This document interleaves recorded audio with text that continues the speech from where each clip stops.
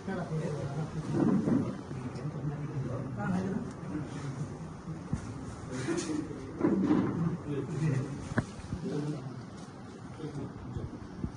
నమస్కారం. ఈరోజు గుంతకల్ నియోజకవర్గ ఎమ్మెల్యే అయినటువంటి గున్నూరు జయరాం గారు అందుబాటులో లేనందువల్ల సెషన్ జరుగుతున్నాయి కాబట్టి మనకు ఇంకా 2-3 రోజులు అందుబాటులో లేదు. అన్నగారు ఉన్నటువంటి నారాయణ స్వామి గారు మనకు అందుబాటులో వచ్చింది.